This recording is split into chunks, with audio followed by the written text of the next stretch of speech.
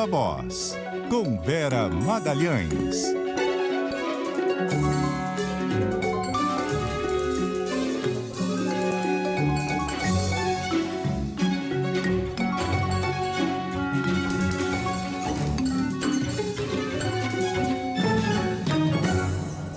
Viva Voz, Vera Magalhães, tudo bem? Boa noite.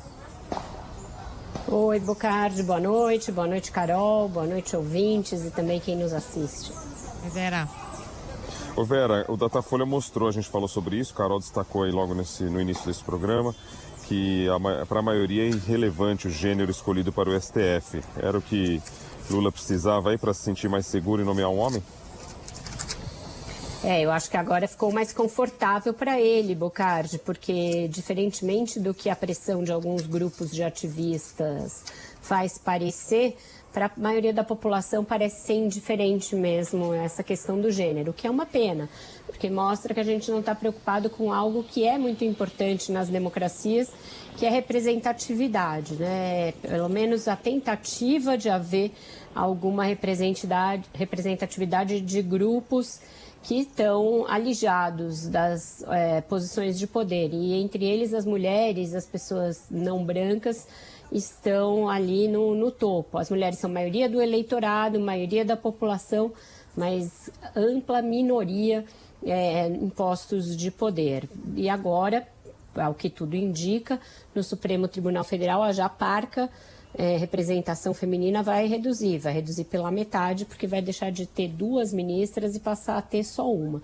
Isso já era praticamente favas contadas, mas os movimentos vinham fazendo uma pressão grande, crescente, nas últimas semanas, pela nomeação não só de uma mulher, mas de uma mulher negra para o STF. Então, a Coalizão Negra por Direitos e outros movimentos aí de esquerda vinham fazendo essa pressão por meio de outdoors, por meio de cartazes em lugares pelos quais o presidente ia passar, até mesmo em Nova Delhi, na Índia, chegou a haver uma pressão com cartazes e a presença de ativistas.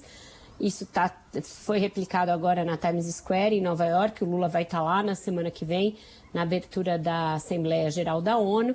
Mas essa pressão já não surtiria efeito e agora o Lula não vai ter nem o temor de que isso cause um abalo grande na sua popularidade.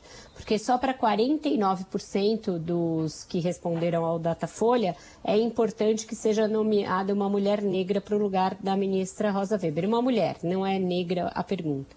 Uma mulher para o lugar da ministra Rosa Weber. Para 51%, isso é irrelevante. Sim, é um empate técnico, mas que mostra que não vai ter uma grande cobrança. Entre os eleitores do Lula, é um percentual maior dos que gostariam de ver uma mulher nomeada, são 60%. Mas veja, nem entre esse grupo de quem votou no presidente é uma maioria acachapante que faria uma pressão capaz de levá-lo a rever a sua decisão de não nomear uma mulher. Da mesma forma, nem entre as mulheres chega a ser majoritário o apoio a que uma mulher seja integrada à corte. Empatem 49% versus 49%. Então, fica mais confortável para ele fazer a escolha que já estava feita e ele vai entender que o eventual desgaste que haja vai ser rápido de dissipar e que, portanto, não vale a pena rever o rumo que ele está dando. Lembrando aqui para os nossos ouvintes, os principais candidatos para a vaga da ministra Rosa Weber são o ministro da Justiça, Flávio Dino, o ministro e presidente do Tribunal de Contas da União, Bruno Dantas, e o ministro da Advocacia Geral da União, Jorge Messias. São esses os 3 homens cotados para assumir. O Supremo não deverá ser feita logo agora, essa indicação, a previsão é que seja fim de outubro, alguma coisa por aí. E tem também a indicação da Procuradoria-Geral da República, que o Lula deverá fazer quando voltar de viagem. A primeira da lista tríplice da corporação é uma mulher, mas também não deverá ser indicada. Vai ser indicado outro homem. E para essa vaga tem 2 mais cotados, que são o procurador Antônio Carlos Bigonha, que conta com o apoio aí do PT, e o preferido da dupla Alexandre de Moraes e Gilmar Mendes, que é o Paulo Gonet, que é subprocurador hoje em dia do Aras, mas que deverá ser preterido pelo Bigonha, de acordo com informações, até uma informação da Bela Megali, que está aí no ar, que eu chequei e colhi a mesma impressão, tanto no Supremo quanto na PGR. Ô Vera, esse Datafolha também mostrou uma rejeição muito forte ao Congresso, né? Não chega a ser novidade, na legislatura passada o Datafolha também já mostrava essa reprovação muito alta. Isso tem alguma importância para a cúpula da Câmara ou do Senado? Pode fazer com que os parlamentares deixem, por exemplo, de legislar em causa própria, aprovar a mini-reforma eleitoral e outros penduricalhos aí, outras anistias? Acho que não faz nem cócega, Carol, neles, e não deixa ninguém perder o sono. Ninguém ali vai perder o sono por causa disso, justamente porque você falou, né? Essa popularidade já não era das melhores na legislatura passada, nesse mesmo período era idêntico, inclusive, aí deu uma leve melhorada, mas agora piorou de novo. E, no entanto, as cúpulas dessas casas são sempre reeleitas. Você tem aí a reeleição da maioria dos deputados e senadores que integram a elite dessas casas. Então, ainda que a população não se identifique com o Congresso, rejeite as suas opções, etc., acaba por reeleger os mesmos, porque os mecanismos para a eleição são todos muito ligados a quem tem mais fundo eleitoral, quem tem mais fundo partidário, quem tem as verbas de gabinete também leva uma vantagem, porque leva emendas também para suas bases. Então, isso aí conta pouco para eles definirem a agenda. E essa agenda que você chamou de agenda em causa própria está muito em voga, é a que está dando as cartas agora, passada ali aquele momento em que se tentou votar projetos da agenda econômica. A agenda corporativa é a que está bombando e deverá ser aprovada sem nenhum embargo por causa dessa pesquisa do Datafolha. Ô Vera, temos aí, chegou a época aí de discurso da ONU, né? A Assembleia Geral da ONU, e aí o Lula de volta mais uma vez. Qual a acho que falhou o sinal do Bocardi, mas enfim, qual a expectativa aí para esse discurso do Lula na ONU, Vera? Pois é, Carol, ele deverá fazer um contraponto total ao Bolsonaro, né? Primeiro na área ambiental e principalmente nessa área. Então, às vésperas aí da abertura da Assembleia Geral da ONU, ele já reinseriu, por assim dizer, o Brasil nas metas do Acordo de Paris. O Bolsonaro tinha praticamente riscado da agenda, o Acordo de Paris e todo o sistema das metas dos Objetivos de Desenvolvimento Sustentável, né, os chamados ODS. A Agenda 2030 era considerada uma coisa globalista, uma coisa do Jorge Soros. É uma das coisas que os bolsonaristas mais detestam, é a tal da Agenda 2030, que é justamente a que estabelece os objetivos e as metas para redução de emissões e outras metas para mitigação da emergência climática. Então, o Brasil reinseriu essas metas, o seu compromisso com essas metas, né? Mas não aumentou as metas. O que ele fez? Voltou aos níveis do que tinha se comprometido em 2015. Então, é isso que ele vai apresentar na reunião paralela à Assembleia Geral da ONU, mas isso também deverá estar presente no seu discurso. A Marina está indo junto com ele. A Marina é sempre uma espécie de um talismã num fórum como esse. Ela é sempre muito incensada, muito festejada pela simbologia que ela traz, pelo respeito que ela angariou ao longo desses anos como uma real defensora da agenda sustentável, antes de ser modinha.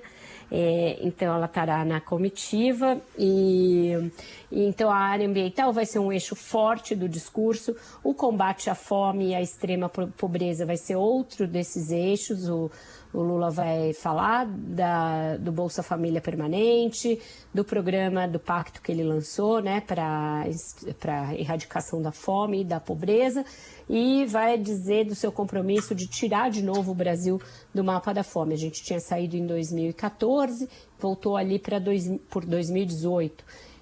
E aí, com a pandemia, esse quadro se agravou bastante. Então, essa meta de tirar o Brasil do mapa da fome vai ser explicitada lá no encontro da ONU, e ele vai falar também de democracia no Brasil, democracia no mundo, da ampliação dos espaços multilaterais, da inserção dos países em desenvolvimento nesses espaços com maior força. Ele está sendo muito aconselhado a não entrar em bola dividida com relação à guerra da Ucrânia. Então, esse é um assunto no qual ele tem patinado muito, tem falado coisas que desagradam o Ocidente e os Estados Unidos, e como tem aí a pretensão de que ele tenha uma reunião com o Biden e outras reuniões com os países do Ocidente, a ideia é que ele faça uma fala protocolar, sem ambiguidade e sem desafiar o Ocidente, se for falar da guerra da Ucrânia, falar sobre a necessidade do fim da guerra, mas sem essas considerações que ele tem feito, tentando dividir responsabilidades entre o país agressor e o agredido, tentando dividir responsabilidades entre a Rússia e a OTAN e os países do Ocidente, portanto. Então, isso ainda é uma parte ali que todo mundo trata com dedos. Quando você pergunta, ele vai falar de Ucrânia?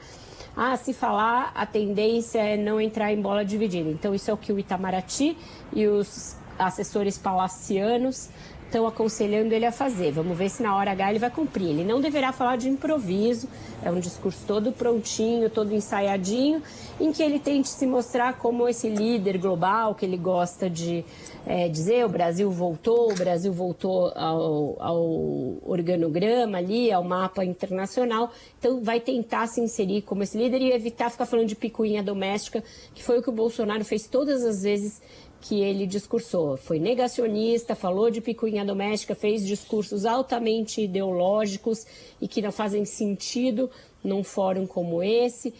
Ou seja, o Bolsonaro, nesses últimos anos, achatou o papel do Brasil, que é um papel importante de ser sempre o país que abre a Assembleia Geral da ONU. Então, o Lula quer engrandecer de novo esse papel, colocar o Brasil como um player global, sem tratar de picuinhas domésticas, vai falar de coisas domésticas, mas com esse vetor de redução da desigualdade, de redução da extrema pobreza e da fome.